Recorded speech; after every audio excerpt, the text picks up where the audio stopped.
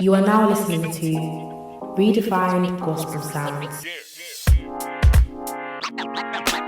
Yo, what's good, guys? You're listening to another episode of the Redefine Gospel Sounds podcast. Myself, Success. Hope you guys are good. Hope you guys are well. Hope you guys are blessed. It's been a while, but I'm so happy to be here, especially with today's guest. No more introduction needed. I'll be real. I'm gonna let her intro herself. You've got none other than Laura Ehio in the building. Hey. Hey. Hey, chat to me. How are you? I'm and good. we have a rule on this podcast: you're not allowed to say good, and you're not allowed to say less. I'm great. Cool. Say nothing. We'll let it slide. I'm great. We'll let it slide. Yeah, no, I'm great. Yeah. How are you? I'm good. I am in the unique situation of having a guest who I'm actually seeing for the second time in under a week. Oh, If yeah. we actually yeah. deep it, Yeah. if we actually deep it, we are, Yeah. we're becoming familiar. And why was that? Where were you at last Sunday? Big church fest. Yeah. Yeah, man. Come on. Talk to me about that. It's actually so funny because we're gonna have content regarding that coming out. Hopefully very soon. By the time this comes out, people won't even have seen it. Praise him. But yeah, would you like to talk to us just about that and how it was as an experience? So Tides brought me out. Friend of the show. Yes. Talented artist, you know. No, it was great. It was quite shocking. No, Why do you say shocking? That's a it was shocking. Why? You Okay, don't know so when I for came reasons that we're out- gonna get into. You know you're the it girl right now, so but don't worry. Continue. It was shocking, right? Because first of all, I wasn't meant to come out at that point, or I thought so. But when I came out, people were already singing the song. Yeah, I saw them. Yeah. No, it was yeah. So that, you know, it shocked me because I still like think like, oh, like what, people know this song. But the one People know my that songs. No, yeah. So it was great. It was real nice. It was good, and energy was top notch. The people were lovely. I had a great time as well. I was there for the whole weekend myself. Outside of just performing, and I think that's like my first festival that I'm going to, like, that I went to as like a you know, audience, or I don't know what you got them people. Festival goer. Yeah, festival goer. Yeah. Like I've never like been to a festival outside of work. Like in terms of work, I'm there all the time.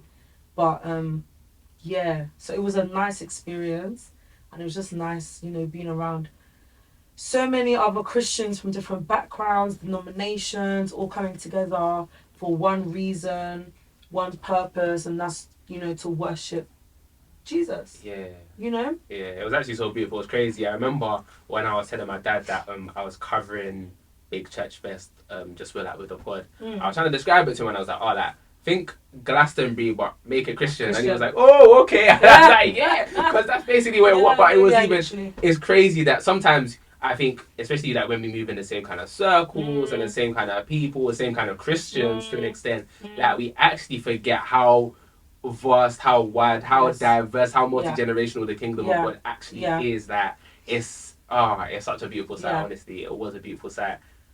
To that end, congratulations are in order. At the time of recording, you are one of the nominees for Best Newcomer at the Premier Gospel Awards. So yes. Thank you. We'll give you your flowers. Thanks. And that's actually that's incredible. How are you feeling about that? Even at the time of recording, the awards are next week. They're actually like soon. Yeah. But how do you feel? I'm still, again, shocked. Shocked is just like, you know, the word. But I feel really honoured and, you know, grateful that I was even considered, because there's a lot of good music out there. But no, yeah, I'm just literally honoured, and I'm just, I appreciate the love, literally. Yeah, it's very short. I don't know. Yeah, literally, that's it. Yeah, I feel like when I saw when I saw like you and amongst many others on the side, I was like, Fairs. I feel like part of that build up. Obviously, you have to talk about the single Pompous. That was the song that you performed at a big church fest. The one that you're surprised that everybody was singing. Coincidentally, the one that happens to be on, at the last time I checked, just under 690,000 streams on Spotify, the normal version. Just as a refresher for the people. I do believe that. But I think aside from, because I'm not even gonna go into the whole that doesn't, because you've even done that conversation, and on this pod we want to go a little bit of a different route. Okay. So I think what I want to try and find out from you at this juncture is, did you or have you felt that kind of pressure now to like make that next song? Because it's like you've had the Pompous now, it's done a mad thing. The relevant platforms know you, the socials popping up know you, everyone like and obviously not to say that that's what you do, because you like, and knowing you, having watched enough of your interview content as well, like you 100% don't, but even still to that extent as an artist, do you have that pressure? Have you felt that pressure to make that next song?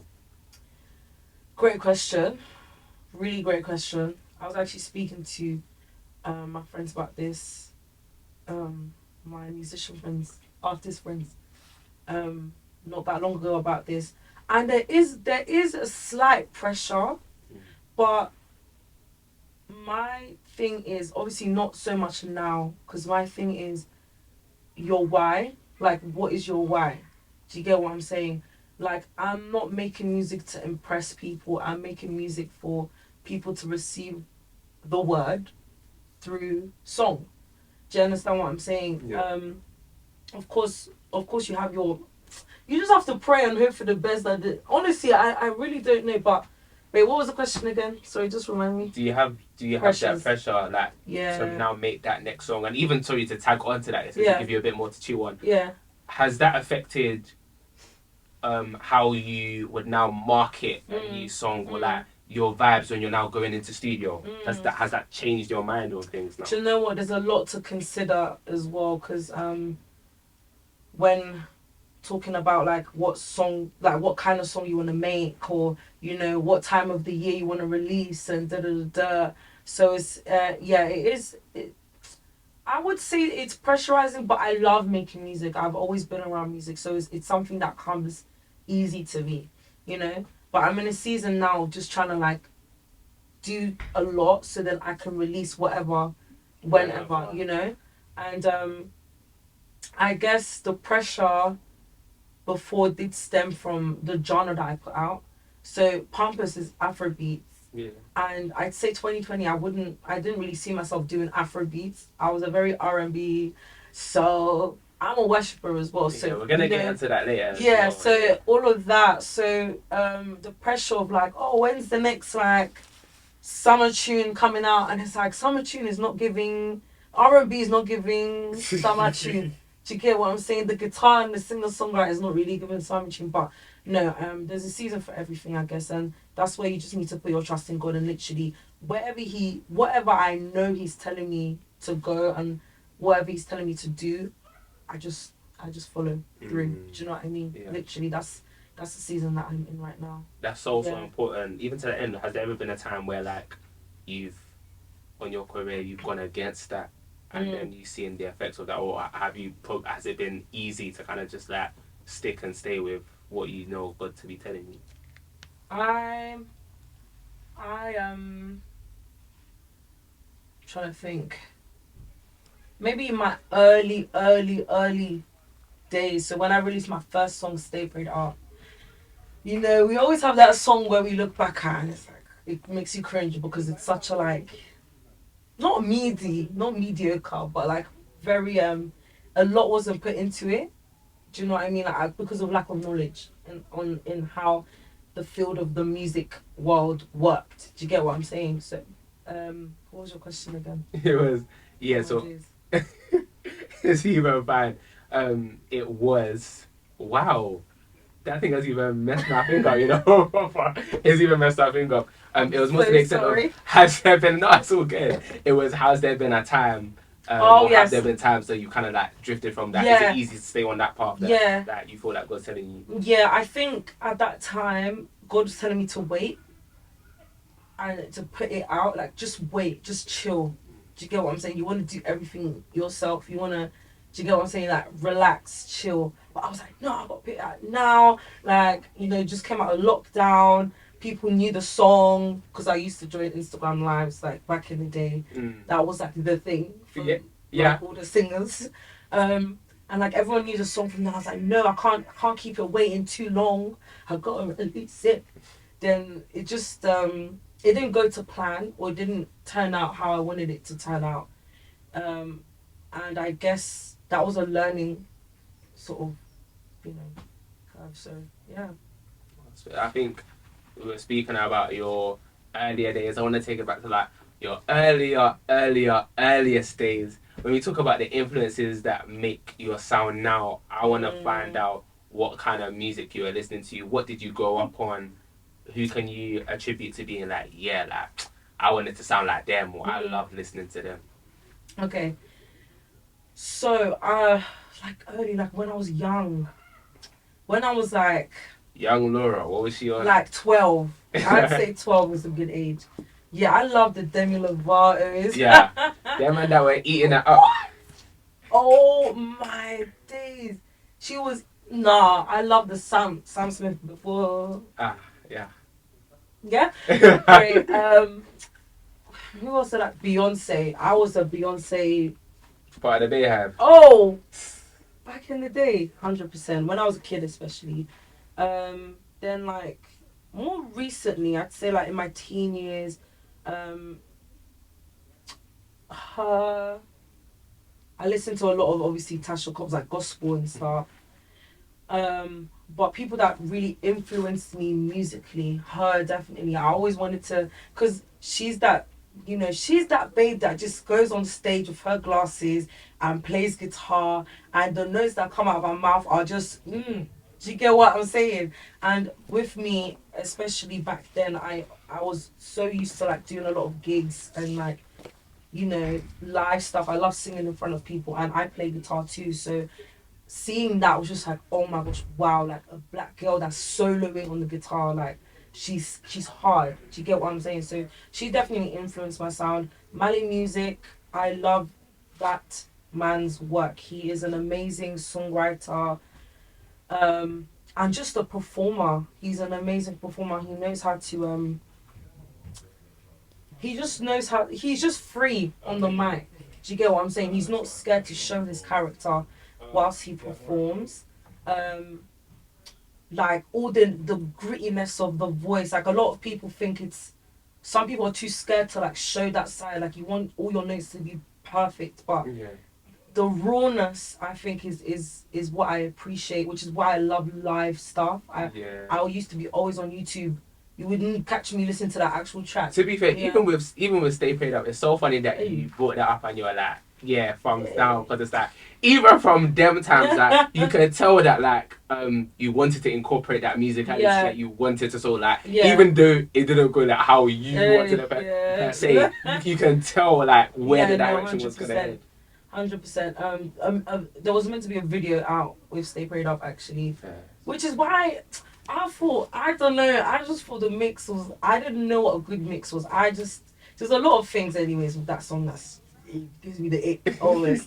But maybe I might re-record it again in the future. But I love performing the song. It's like, you know, it's like I know it like the back of my hand. So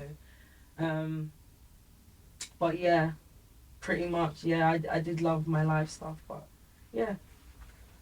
I wanna, because you've been doing the rounds recently on the pods and all of that, I wanna pick up something that you said elsewhere. I'm gonna bring it here, gonna take you to task on it.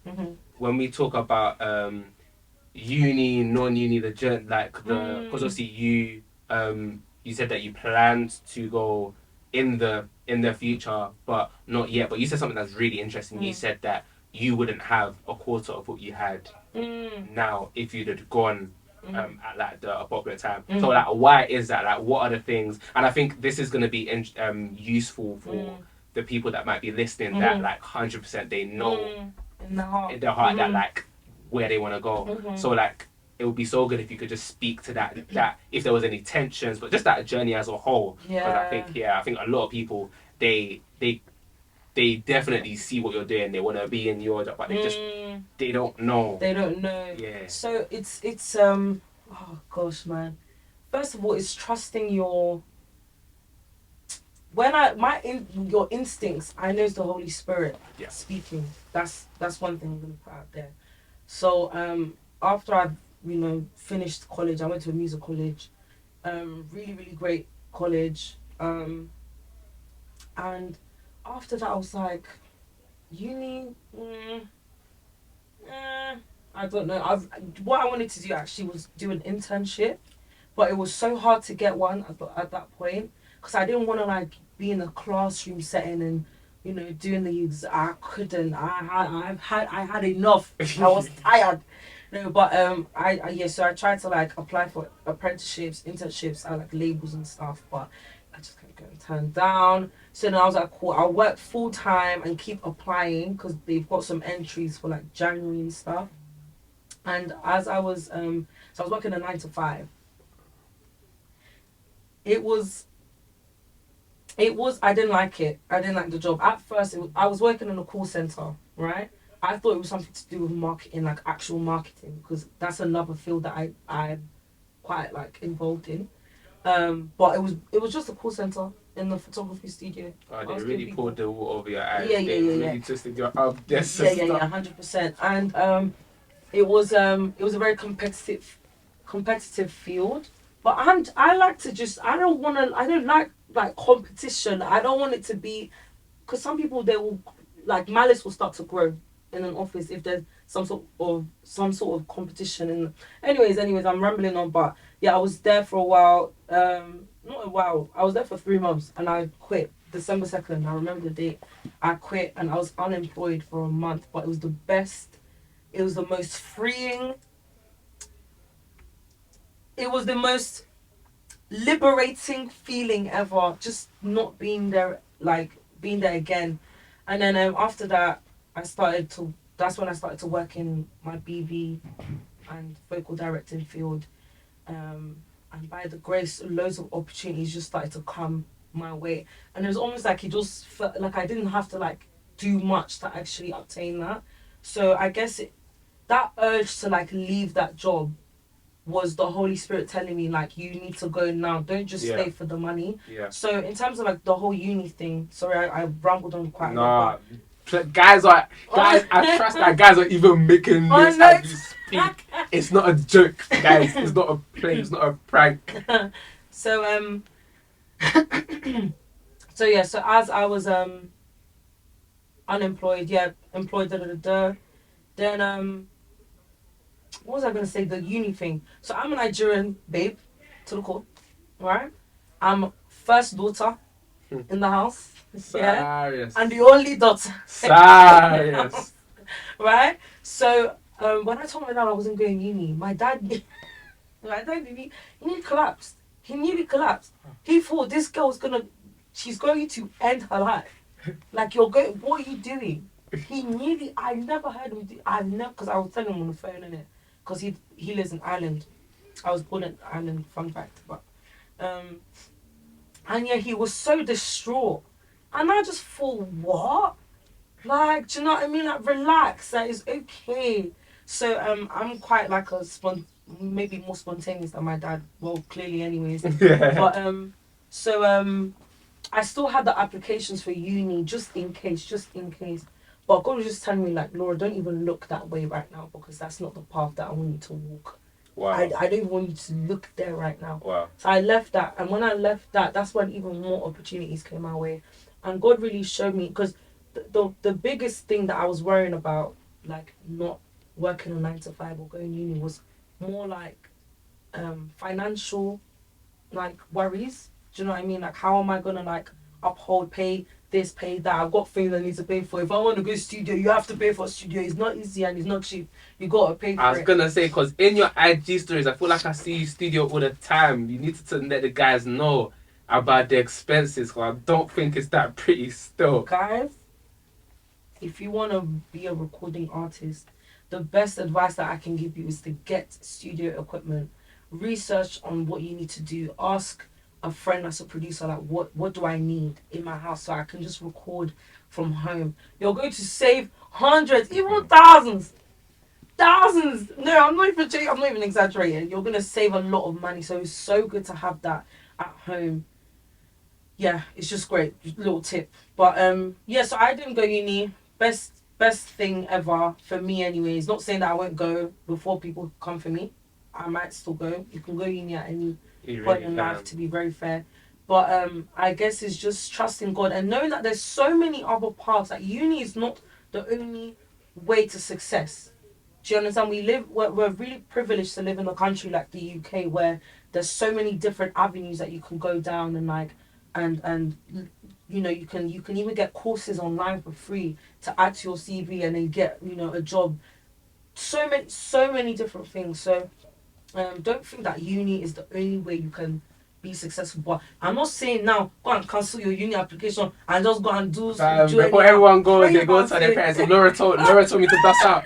Laura told me. I don't want my name to be attached to your recklessness. Okay.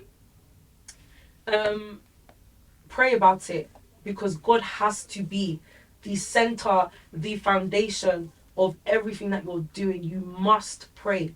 I'm telling you, if it wasn't for God, no, guys, what? I would not be here. So you have to pray about it. You need to ask for guidance, and God will pull through. You know, and there might be times where you're at your lowest. Like for example, when I was unemployed, after a while it got to the point where I was like, okay, cool, like Laura, you actually don't have any money left now. Like what's going on? The money's running out, and it got to I was in a really dark place. I don't like to say it, but I guess I was. And that's when I was almost doubting God. Like, God, like, do you actually like know that I exist? Like, am I here? Because you know when you see other people, no, it's just how life was as well. Like, it was just like, oh God, like, do you know what I mean? Like, speak to me. You know what I mean? Say something. I want to hear your audible voice in my ear. Tell me what to do. Do you know what I mean? But God really showed up, and he's always been showing up, but he really showed me that no, like I'm here. So definitely pray about it. Yeah, don't go and just pray about it before your mums and dads. That's out of uni, okay? Because don't come and quit uni because Laura didn't go to uni. I'm gonna go in the future, hopefully. Yeah. And to the point that it's like you are now out here, music full time, backing vocals, vocal directing. What does that look like on a again, like on a day-to-day, week-to-week basis? Because the people out there that want to do what you're doing, there are many. So what does that look? Even just to describe that, what that looks like, because I know that perhaps even what you thought it might be and what it actually is, like as you've gotten older, that's probably progressed over the years, right? It's interesting, very interesting, but I love it because it's like I'm not doing the same thing every day. That's the reason why I left that 9 to 5. I was literally sat at a desk reading a script, a pitch, calling 300 plus people a day, saying the same thing over and over again. I wouldn't wish that on my worst enemy. I mean, if you want to go and do that, please, by all means do it. But yeah, so my job, you know, it's really you meet so many different people. You're in different rehearsal spaces. You're in different, you know. It lets me explore London. Lets me to meet new people. I already said that. It's just exciting. It's something new every day, but you have to be organized. That's something that is something that I've had to learn, because if you double book, you're working one day vocal backing vocal rehearsal, and then you now book studio. What are you gonna do? So you gotta be organized, and that's something that really built me up in that area. But yeah, it's been really fun. So one day for 2 days I could have like rehearsal in like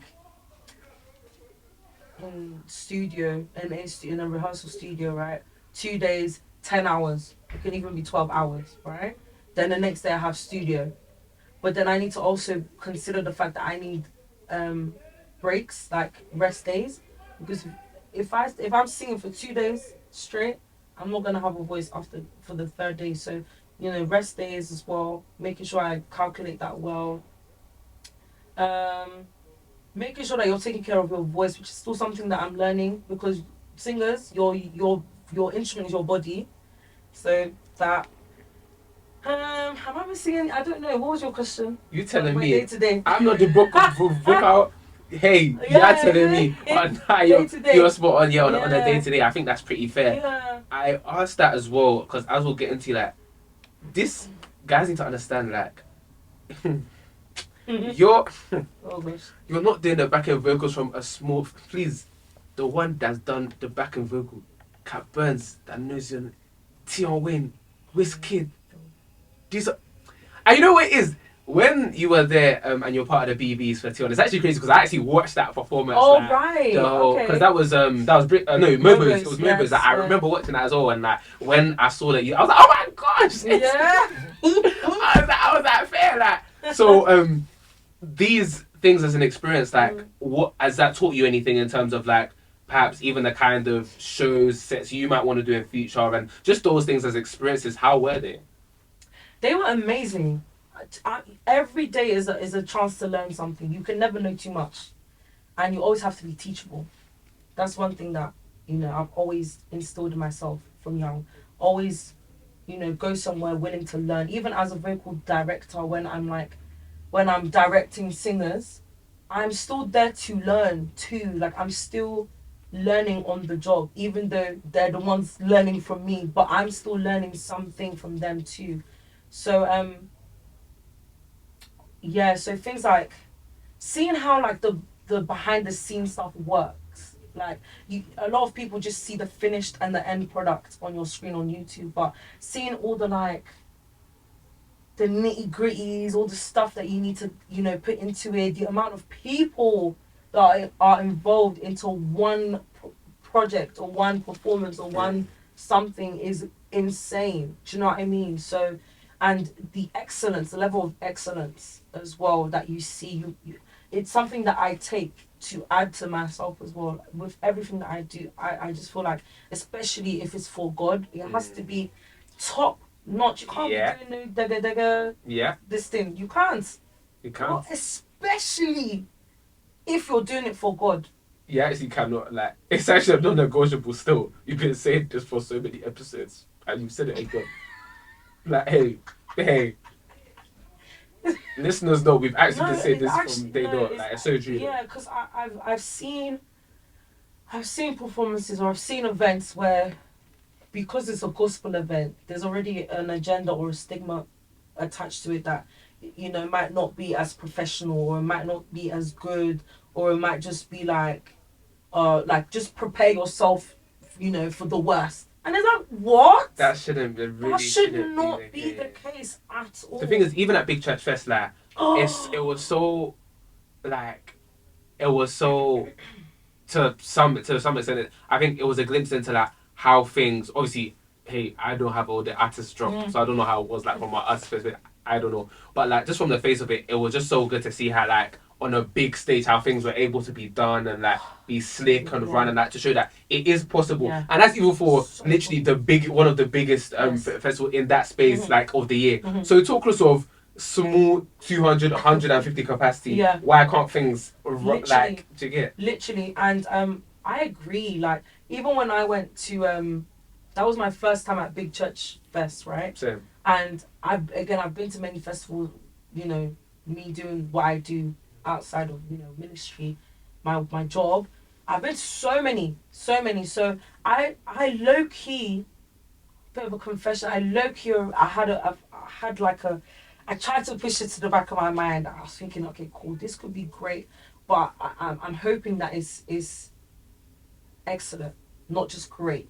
Do you know what I mean? So I had that in the back of my mind, but Big Church Fest blew my mind. I loved it. I had a blast. If I could go again, I'll go again. No, I can't. Next year, I'm going both days. I'm going both days. Oh, I loved it, and I love how I love the fact that I was there as, like I said at the beginning, as a attender Yeah. as well as an artist performing there. So I got to like experience both sides, Best of both worlds. you know. But what was your question? I think it was just the experiences. I think you wrapped them up to be that they've been really, really good. Yeah. And I think Excellence, isn't it? even excellence. Yeah, Excellence. excellence. Have you got a favorite? Favorite what? That you've done from a work perspective, like a favorite show, favorite festival. Could be show, could be festival. Have you got a favorite? Because you've worked at some, even MTV, like you've worked at some good big ones. Man said, have I worked at MTV? Hey, you done your research. Man said, have I worked at MTV? Maybe even have that grade. Sis said, have I worked at MTV? Car. Guys, I see what you've done for others, man. Gyra. No, you really done your research. No, I really appreciate that. Wow. Sister, you're doing well. People want to know. People want to know what your favorite is. Do you know what? I think Cat Burns was my favorite. The Late Late Show. Yeah. Because I got to do BVs with with Blessing and Rihanna. So Blessing and Latoria and Rihanna. And it wasn't even just the show itself. It was just them, just being with them. And like we sing together all the time. Like we're actually close friends. Like before the music started to blow up for any of us, do you know what I mean? We've been good friends way back.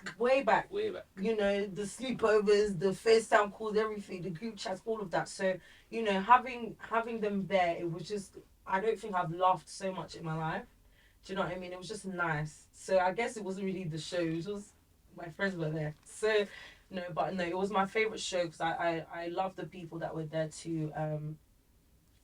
And it was like, I think that was my first TV one, maybe. So it was interesting.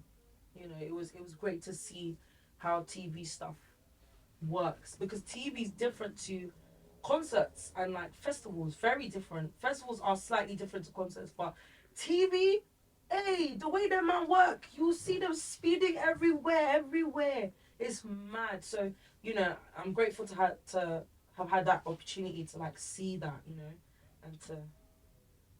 and to work with them too, you know. It's dope. I mean, TV is mad because I remember earlier this year I went to, it was a BBC Three. It was Tonight with Target. Yeah. And yeah, I was there as one of the people in the audience. Someone told me about it. And yeah, I went with a friend and they just to see how it actually works from a TV perspective, like because more time they do the performances, take a break, do their camera angle. Ooh, okay, guys, we're gonna cheer again. Ooh. And then they'll do it again because they have to do the performances again so that they can now cut from another angle. Not only was it long, not that I'm gonna complain about hearing guys twice here, but like to do it again. And I'm thinking if you have to sit, because I remember in the episode that I watched, nobody says, I'm not gonna say what because you can't even see me. I made sure that I hid myself so that nobody can see me. But in one of my episode was one of the singers was Mira May, and like the ballad that she went to go and sing, she had to go and do it again. She was like, guys, sorry, can I just have some water? I said, sis, you take your water because I can even imagine like from you guys' perspective, talk to some VVs that it's like they're straying and like it's not a joke. It was wild, yeah. So when I saw, this isn't just for the Late Late Show, just in general, like TV, I saw they would say, all right, can we just get a cheer from the audience? And That's what they love that. They love that. All right, cut, take two, reset, and I cheer from the audience. And it's like, you faker. 3, 2, 1, cheer from the audience.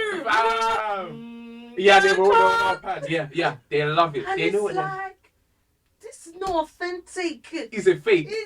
It's a fake again. Yeah. It's a fake. It was just funny to just see it's that so side to and to know that. And you could do your performance more than once and then choose which one that you like. The artist can choose. I said, is it? I said, right, okay. But I hear it because it's on TV. It's something that's going to be permanent. You know, sometimes the episodes are going to be airing, you know, on BBC something over and over again. So, you know, I hear it. But I love my live. I love the concerts. I love the festivals. That's my bag.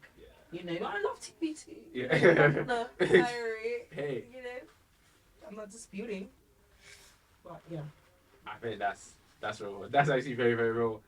The only other thing that I wanted to speak to in this kind of segment is the fact that you are on many occasions actually, just in terms of just because of your work, a Christian, but you're singing for all the. And I know that, hey, I already have my like set like things on this, but I know some people that maybe will have different opinions on like, oh, but Laura's you know, she's a worshiper, she's a minister, but like she's worshiping, but she's BVing for Wizkid, she's BVing for like she shouldn't, or like what, so, or why, or is she confused, kind of whatever. So how have you ever had a tension with that, and how do you sit with that today? How does that work for you? Crazy. I feel like this, what you've just said, it has been such a big chunk of my life, or just like, even like, oh, I don't even know where to start.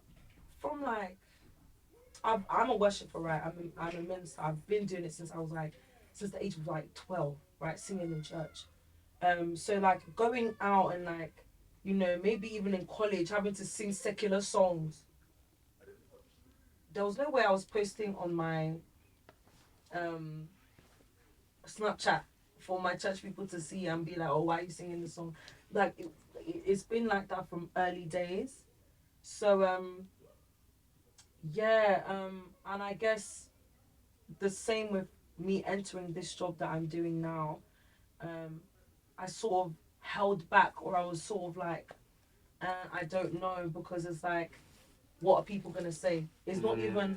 It wasn't even. I know this is wrong, or as a Christian I shouldn't be doing this. It was, what are people gonna say? And I had to like really check myself. My sister, you're not here to impress people. You're here to do what God has called you to do. And I knew, I like it was confirmed to me that, you know, the route that I was going down was where God wanted me to go, or I should say the route that God wanted me to go was the route that I went down. Let's just say that one, because it was God that actually told me to go there. But so I just think that Christians shouldn't shy away from those things, because in the Bible it says that we are the light of the world, right? We are candles in the dark. If you're always around, if I light a candle right here in front of this light, it's not going to do anything to this room at all. You need to be actually put into dark places to actually be made effective. Do you understand what I'm saying? I'm not saying now go and enter the club and but some people do that. Some people go to the club to evangelize, to literally evangelize, and you whatever, you know, floats your boat. You get what I mean? Whatever we got to do to put the word out there. But no, I believe that you see, the music industry can be very dark, and it needs Christians. It needs Christians in there. Yeah, it needs Christians. The dance industry, the acting industry, the music industry, every single one. The IT. When you go to your office job, isn't it that you're sat there with other unbelievers as well? But why is that seen as, oh no, that's okay, but me working with some people that are unbelievers is also, is not okay, but if I'm in an office it's okay. Do you know what I'm saying? And I just feel like, nah, that's wrong. I feel like Christians should be, we need to possess the land. We need to, you know, take that stance, and don't be scared to do it. Just pray all the time. Make sure that you are rooted in Christ, because if you're in those spaces, yeah, you've got to be so diligent in your call and so rooted in God for these things to not sway you, because it's so easy to be brought back into that worldly lifestyle from seeing other people do. And I guess maybe that's where the whole thing of, oh, you're in the music industry, but really and truly, if you really know yourself and you know your why you are there, then you know that it's important for you to stand strong and to be diligent in your core and in your faith as a Christian. Take that stance. Do you know what I'm saying? I've met a lot of Christians, again, not to judge.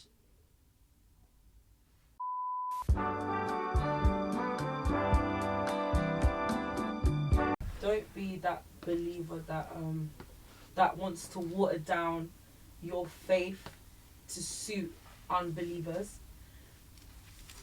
You should be an inspiration to them. You should be a lot of unbelievers in the industry, in the music industry, specifically, not specifically, but because that's my field.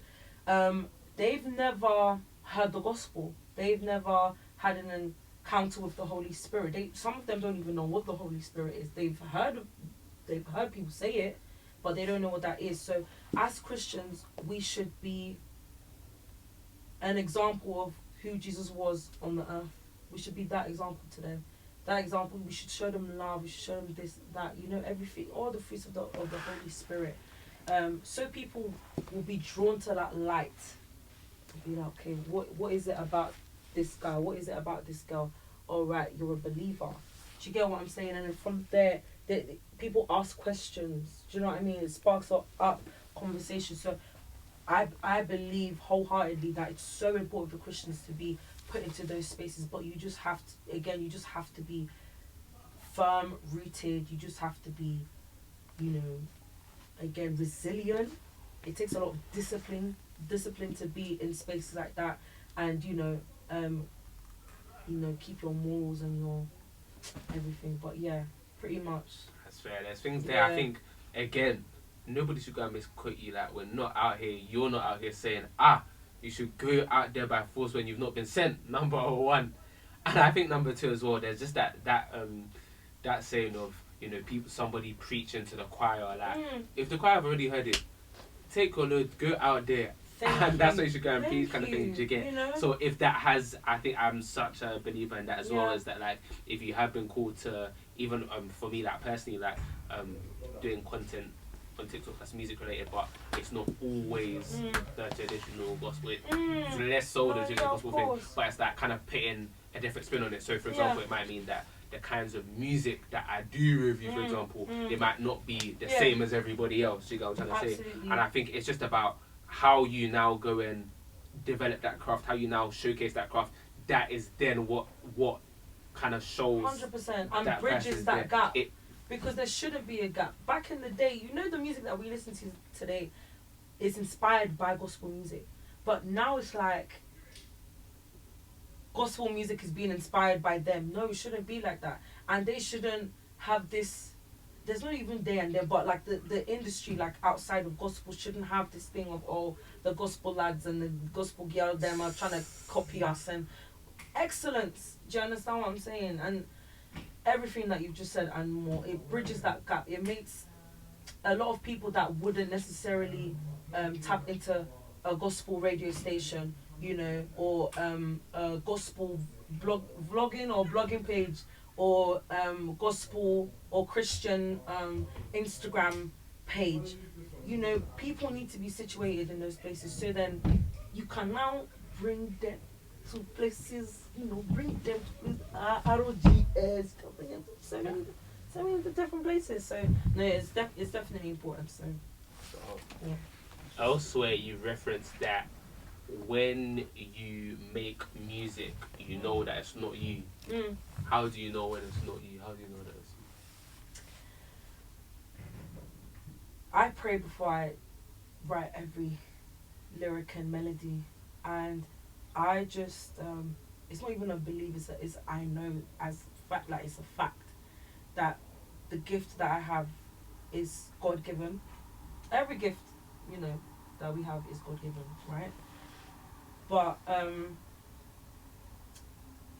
I just know, when you just know. I don't know how to explain it. It's been sort of confirmed to me as well, outside of just myself. But I just know for a fact that everything that I put onto the page, I pray over it. Do you know what I'm saying? And I know that because first of all, yes, I'm a creative, but I am creating to glorify the Creator, right?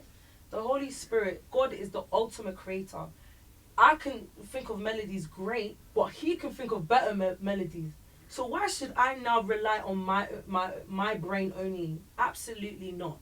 Holy Spirit, you better enter this room right now. You better help me write this song. What? Are you okay? No. Come and help me right now. I need your help right now. Do you get what I'm saying? What? Yes, I like to say that I'm a good creative. Like I've worked on my craft. I've edified myself in that area. But yo, ask the Holy Spirit for help, man, and He will bless you with melodies that you know you wouldn't think of by yourself. And I think that's how I know, because sometimes I'm like, this is not something that I would do on my own accord, but it's working. Do you know what I mean? Yeah. I am creating to glorify the Creator. Somebody write that down. Somebody on a G-tin, write that down, because yeah, man, that's not. I think it's very, very real. I think it's so easy to kind of get caught up in the gift that you're given, and then it's not the gift giver that you're now kind of going back to and that just tapping into. So I believe that, you know, when you are fully invested and you give God that process, that's when we see a closer. That's when we see it closer. Yo, guys that know they know, that's when they see a closer. It's so raw. So no, I honestly pray that like you just continue to stay in that process, because it's real stuff. It's actually real stuff. To that end, I've actually asked you this within the last week, but I'm going to ask you again for our listeners on the audio as we kind of swing to the back end of this episode. What does the rest of the year look like for you? So this year I'm working. I'm trying to get out the stuff. I'm trying to do it well, you know. I'm trying to definitely songs, collabs, trying to get more music out there for y'all, you know. Definitely videos. Because it's like you're even being shy with the videos again. It's like you're even being shy. No, do you know what I'm saying? Yeah, no, I can't lie. I probably was. I definitely was. Stay Prayed Up, there was meant to be a video, but it was just going to be like a live thing. Nothing's, you know, no acting or, you know. But no, there's definitely going to be videos out this year. So definitely stay tuned, because I realised that a lot of people like to watch videos on YouTube. So I was like, oh, is it? Okay, cool. I'll just put out something for the people then. Definitely more shows. Like, again, I love doing my shows and my gigs. So doing that. I'm in a season of investing, because again, I am an independent artist. I do everything myself. I accumulate, I work for the money, and I put the money back in. Do you know what I'm saying? So so doing all of that on my own. But I guess having a good team around you is the most important thing, especially for people. If you're doing anything, to be honest, always have a team. Even if your career is a 9-to-5 job in an office, it's good to have that team around you to keep you encouraged in other areas. But specifically in music, it's good to have people there that you can send your stuff to. Is this good? Or don't be scared to share it and to ask for advice. Always be teachable, like I said earlier on. But yeah, sort of went off topic a little bit. No. But yeah, I'm even about to take it even more off topic. Okay. We are excited for the rest of your year, by the way. Let me even put that out there. The only other thing, do you want to get signed? Hey. Because I don't think it's a sign for everybody. It's not a sign and seal thing. That's why I just popped on my mind now. Do you know what? With that one, I've already put that in God's hands. Right. Because I know I've learned about the nitty-gritties of how labels can be. Like, a lot of people think being signed, you're clear. Like, that's it. Like, it is it. Yeah, signed. Yeah, I'm clear. Let's get this P. Tour. Living the life. Not saying absolutely not, but hey, you know, do your research. You got to do your research. And like I said, I put it in God's hands, because as for me right now, I don't want to say no and then block an opportunity, because God might be sending something on the way, and it might be the right time and the right thing for that time. But I'm cautious. I'm not here to pounce on every opportunity that comes my way. I need to definitely pray about it, sit on it for a bit, think about it. You know, confide with other people as well. What is this saying? What do you think? You know, yeah, that's me right now. So I don't know, probably. Yeah. Yeah. I'm gonna say yeah. Okay. That's fair. I mean, it's not I'm gonna ironclad, say isn't yeah. it? Like, by the time Long this comes story out, you might be short. saying no, Yeah, guys, exactly. no. But like, no, it's just for to ask him, really. Yeah, Just for I to don't ask know. him. It's fair. Yeah, that's fair. Yeah, I'm gonna say yes. That's fair. We'll see. And lastly, where can the people keep up with you on the socials if they want to find out more about what you're doing? Yes. So my name is Laura Ehio. So Laura, then EHIO and everything. Simple. Yes. You know. Yeah. Okay. It's been a pleasure. Thank you very much. I think there's a lot of things that people can learn, take away from this episode, and genuinely that even when this comes up, I'm just gonna be just wheeling it. But now you said some really good stuff, and I really hope that people take the time to sit and just those that even need to make notes. They should even make notes, because I know that it will bless people for sure. Before we wrap up the tree, guys, I should have even said this at the start, and I always forget to.